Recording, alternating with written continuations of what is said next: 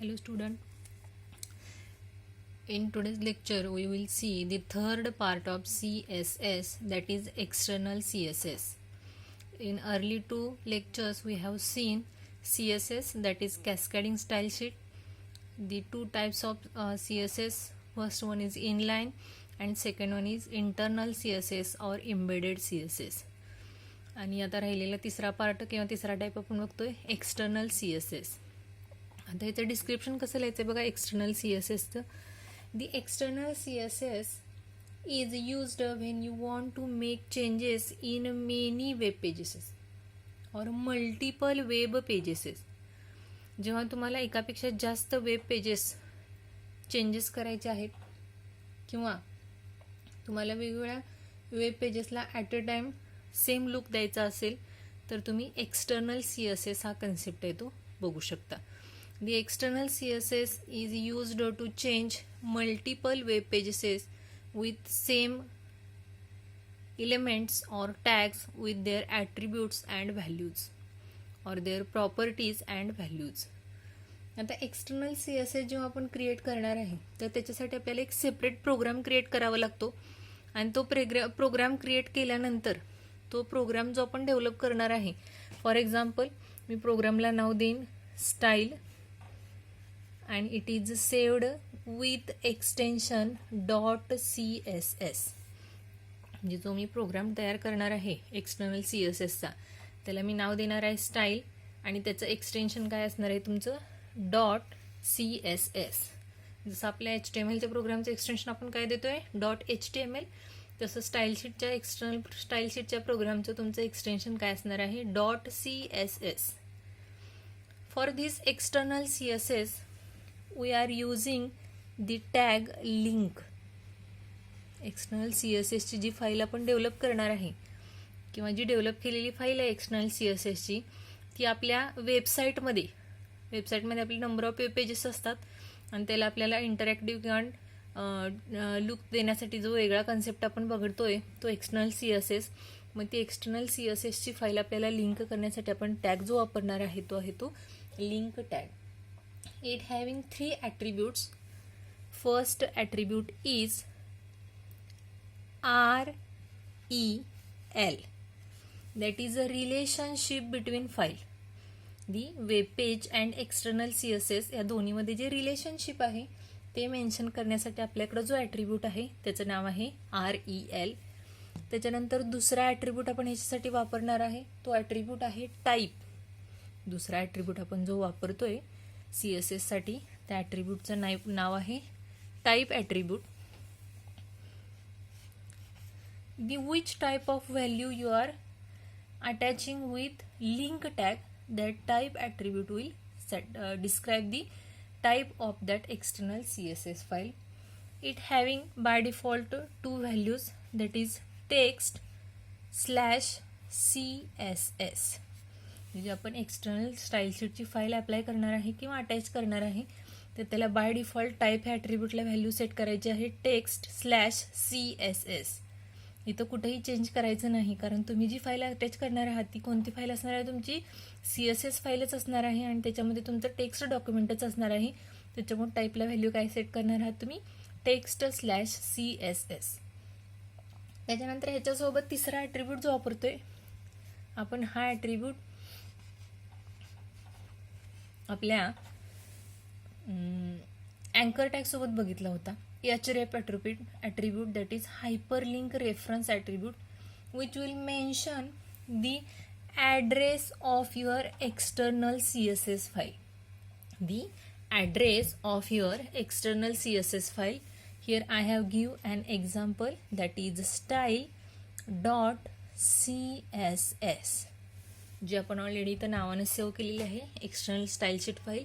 ती आपण काय करणार आहे तर या href ॲट्रिब्यूटला आपण ती लिंक करणार आहे.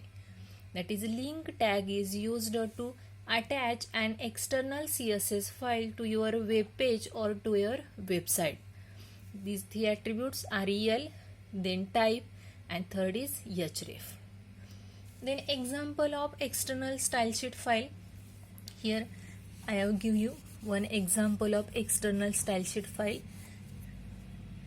एक्सटर्नल स्टाईल शीट फाईल जर तुम्ही तयार केली तर तुम्हाला याचं बेनिफिट काय आहे की तुम्ही नंबर ऑफ वेब पेजेसला काय करू शकता, ते एक्सटर्नल फाईल काय करू शकता, लिंक करू शकता, जेणेकरून तुमच्या वेबसाईटला एक अट्रॅक्टिव्हनेस तिथं काय होणार आहे, डेव्हलप होणार आहे. आता मी इथं एक तुम्हाला एक्झाम्पल दाखवते एक्सटर्नल CSSचं. ॲज युजल आपला पहिला टॅग कोणता असणार आहे, HTML. देन नेक्स्ट टॅग तुमचा काय येणार आहे, हेड.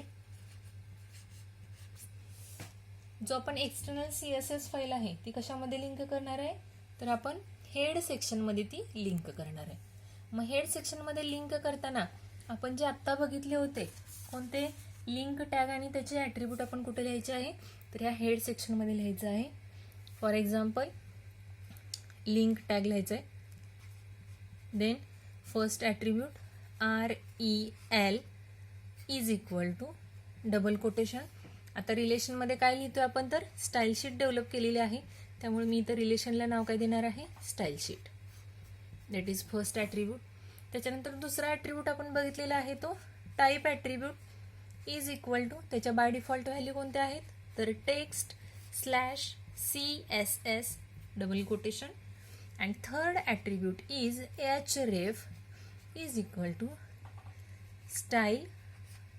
तुमची जी स्टाईल शीट तुम्ही किंवा एक्सटर्नल CSSचा जो प्रोग्राम डेव्हलप केलेला आहे त्याचा ॲड्रेस तुम्ही इथं काय करायचं आहे, मेन्शन करायचं आहे. आता मी इथं फक्त style.css लिहिलेलं आहे, पण इथं तुमचा ॲक्च्युअल फुल पाथ येणार आहे फाईलचा, जसं की C drive, my documents, then 12th IT, style.css असा फुल पाथ तुम्ही कुठे लिहायचं, इथं href या ॲट्रिब्यूटला लिहायचं आहे.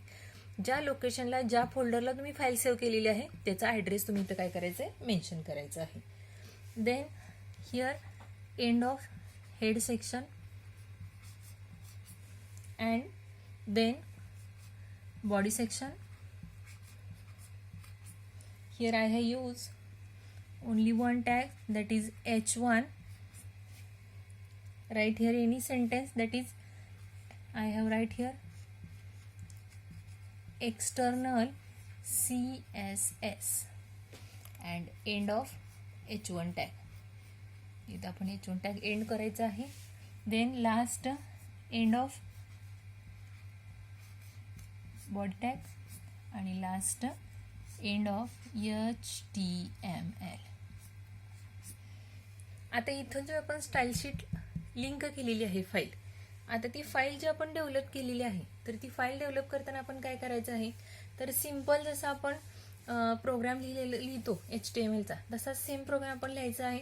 आणि त्या प्रोग्राममध्ये आपण काय करायचे आहेत, वेगवेगळे टॅग, त्याच्या प्रॉपर्टीज आणि व्हॅल्यू आपण तिथं काय करायचे आहेत, सेट करायचे आहेत. आता फॉर एक्झाम्पल तुम्ही एक्सटर्नल स्टाईल शीटचा म्हणजे style.css प्रोग्राम जर डेव्हलप करताय तर त्याच्यासाठी बघा, फॉर एक्झाम्पल आपण प्रोग्रामचं नाव काय लिहिलं होतं, style.css. याच्यामध्ये लिहिताना आपण काय लिहायचं आहे, HTML, or we have to declare only the values, properties and element.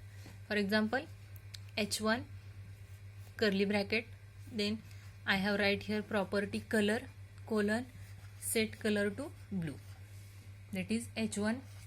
Then I have write here p tag, then font dash size colon 15 pixel.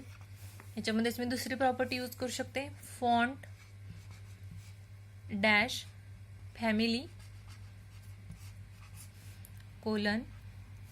आता मी ते एरियाला हा फॉन्ट सेट करणार आहे.